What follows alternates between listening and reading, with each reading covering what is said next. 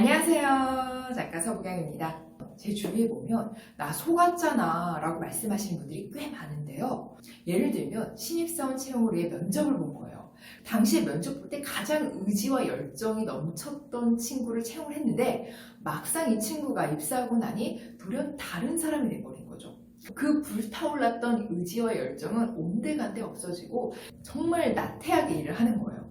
또 어떤 상황이냐면 친구가 내가 다음 주에 퇴직금이 들어오거든. 그럼 바로 갚을 수 있어. 내가 지금 너무 급해서 그런데 다음 주에 꼭 갚을 테니까 좀 빌려줘라고 해서 일단 빌려줬어요. 그런데 다음 주에 돈을 갚기로 했던 친구가 돌연 잠수를 탄다던가 연락을 피한다던가 하면 내가 이 친구 말에 속았구나 이런 생각이 또 들죠. 그런데 저는 이렇게 저한테 하소연하는 지인들에게 그건 속은 게 아니라 제대로 안 본 거다라고 얘기를 합니다. 이게 무슨 말이냐면 너무 슬픈 얘기긴 하지만 인간관계에서 가장 경계해야 하는 부분이 바로 사람의 언어거든요. 말은 얼마든지 거짓말을 할 수 있어요. 내가 당장 이 회사에 입사해야 되는데 무슨 말을 못해요?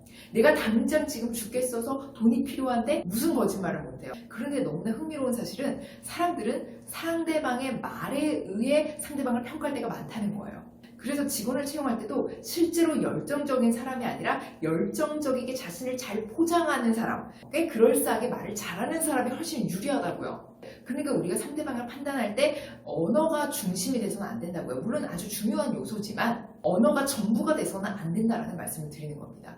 말이 정말 중요하죠. 그 사람의 생각과 가치관을 드러낼 수 있는 기구니까요. 하지만 이 말은 얼마든지 내가 양념할 수 있다는 거예요.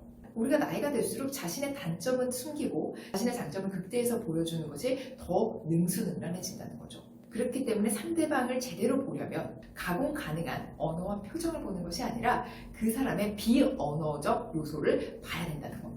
나도 모르게 흘러나온 이런 자세와 동작이 그 사람의 모든 단서를 다 내뿜고 있는 거예요. 그래서 저는 상대방의 말도 듣지만 그 사람의 제스처나 그 사람의 태도, 동작, 자세 이런 전반적인 모든 것을 걸쳐서 사람을 보게 됩니다. 물론 모든 사람을 그렇게 보는 건 아니고요. 내가 좀 이 사람을 주시해서 봐야 할 때만 그렇게 합니다. 왜냐하면 평소에 모든 사람들을 그런 식으로 보면 제가 너무너무 피곤하잖아요.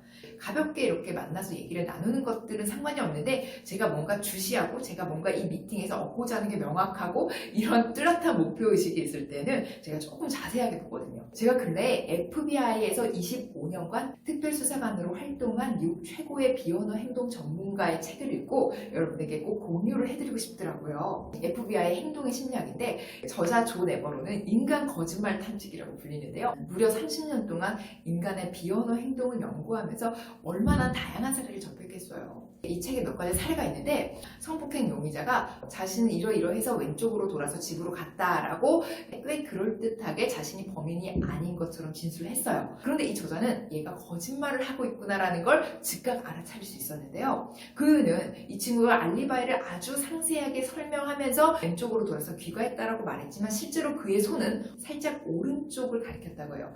그런데 그 오른쪽은 정확하게 성폭행 현장이었다는 거죠. 이렇게 사람은 거짓말을 할 때 자신도 모르게 이러한 단서들이 나온다고 합니다. 인간의 뇌 중에 변형계라는 아주 정직한 뇌가 있거든요. 변형계는 생존 본능의 메커니즘이 적용된 뇌예요. 그래서 내가 뭔가 위험을 느끼거나 두려움을 느낄 때 몸이 이렇게 움찔하는 거예요. 대형 서점에서 물건을 훔칠 것 같은 사람들을 짚어내는 게 아주 쉽다고 합니다. 왜냐면 정상적으로 걷는 사람들은 팔다리가 자연스럽게 움직여져요. 근데 뭔가 긴장하고 내가 불안하고 초조하고 그리고 내가 사람들 눈에 띄면 안 되잖아요. 뭔가 훔칠 거니까. 그러면 사람의 액션이 굉장히 부자연스럽게 이렇게 가만히 몸을 축소시키는 거예요. 정지 반응이 일어나는 거예요. 몸에서. 왜냐하면 내가 막 이렇게 움직이고 활동하면 눈에 띌 거라는 생각을 하기 때문에 굉장히 부자연스럽게 팔다리의 움직임이 최소화되는 거죠. 그리고 학대당하는 아이들을 관찰하면요. 팔다리 움직임이 많지 않다고 합니다. 이게 생존 본능이에요. 왜냐하면 아이들은 내가 눈에 띄면 부모한테 또 맞을 거잖아요. 그렇기 때문에 몸을 최대한 안 움직이고 있는 게 습관화된 거예요. 이러한 단서들이 그 사람의 상황을 드러내는 거예요. 예를 들어 사람들이 불안하고 초조할 때 자신도 모르게 손이 목 쪽으로 이렇게 갑니다. 여기 움푹 파인 부분 있죠. 여기 천돌이라고 하는데 이쪽으로 이렇게 손이 가는 거예요. 그래서 조사할 때 상대방의 리액션을 보고 갑자기 상대방이 어떠한 특정한 주제에서 천도를 만진다. 이게 어떤 신호예요? 상대방이 지금 이 주제에 대해서 굉장히 두려워하고 초조해하고 있구나. 불안해하는구나. 그때 이제 집요하게 이 부분에 대해서 파고들면 진술을 받아낼 수 있다는 거죠. 내가 이렇게 목 쪽으로 손이 가면요. 진정시키는 효과가 있어요. 이게 꼭 다 뭐 나쁜 짓을 해서 여기다가 손이 간다가 아니라 내가 굉장히 긴장된 상태, 스트레스에 노출된 상황에서도 손이 자연스럽게 목으로 간다는 거죠. 만약에 내가 굉장히 내성적인 사람인데 오늘 수백 명 앞에서 강의를 해야 돼요. 너무 떨려요. 그럼 손이 자꾸 이렇게 불안하니까 이쪽으로 가는 거죠. 그래서 여자들 보면은 목걸이를 계속 만지작 하는 사람이 있어요. 그 신호를 보면 이 사람은 지금 불편한 상황이구나를 인식할 수 있어야 합니다. 그리고 두 번째는요, 제가 예전에 20대 때 참 많이 했던 얘기인데요. 말은 속여도 눈빛은 못 속인다고 했죠. 눈에 대해 저자는 좀 더 상세하게 다뤘는데요. 사람이 좋아하는 것을 볼 때는 동공이 확장이 되고요. 불편한 것, 원하지 않는 것, 이런 스트레스를 줄 만한 것을 보면 동공이 좀 확 축소가 된다고 합니다. 굉장히 듣고 싶지 않거나 불편한 상황이 닥쳤을 때 눈을 이렇게 잠깐 지그시 감거든요, 사람들이. 이런 식으로. 그게 뭐냐면 내가 지금 불편하다, 스트레스를 받고 있다, 원치 않는 얘기다 라는 걸 보여주고 있는 거예요. 그리고 우리의 팔다리의 움직임으로 정말 많은 것들이 드러납니다. 저 같은 경우는 이렇게 상대방이랑 미팅을 하다가 상대방이 자꾸 시계를 보면 혹시 다음 일정이 어떻게 되시냐고 물어보거나 아니면 이제 일어나셔야 될 때 되셨죠? 이러면 맞아요. 제가 다음 미팅이 있어서요 라고 말씀을 하시거든요. 이게 뭐냐면 미팅 중에 상대방이 얘기하고 있는데 그 말을 끊고 나 지금 가봐야 돼 라고 얘기하기가 어려운 거예요. 하지만 내 몸이 반응을 하는 거예요. 시계로 눈이 간다던가 상반신은 상대방을 바라보고 있지만 다리는 약간 이렇게 출구 쪽으로 방향이 틀어지는 거죠. 그리고 사람들이 대화하다가 상대방의 입술을 이렇게 압착을 했다는 건 부정적인 감정에 지금 노출이 돼 있다는 거예요. 그리고 인간은 내가 원하지 않는 주제, 내가 원하지 않는 일로 누군가와 이야기를 나눌 때 몸이 살짝 이렇게 뒤로 띄어진다는 거죠. 내가 정말 관심이 많고 상대방에 대해서 너무 호감을 가지고 있고 이러면 몸이 앞으로 사실 기울여요.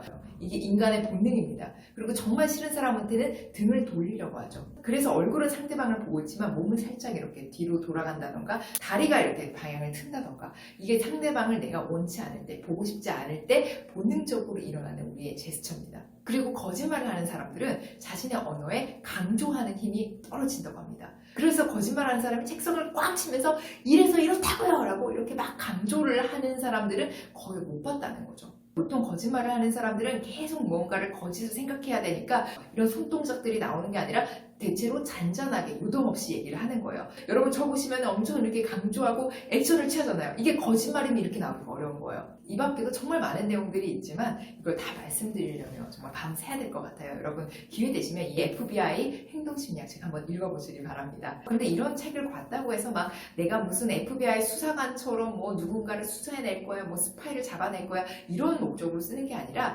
상대방이 내가 이런 얘기를 했을 때 굉장히 불안해하는구나, 굉장히 스트레스를 받는구나 이런 액션을 내가 빨리 캐치를 함으로써 우호적인 인간관계에 도움을 주고 내가 놓친 어떤 제스처들이 상대방에게 굉장히 불안감을 초래할 수 있고 상대방을 불편하게 할 수 있구나 이런 것들도 한번 점검해 볼 수 있는 계기가 될 겁니다.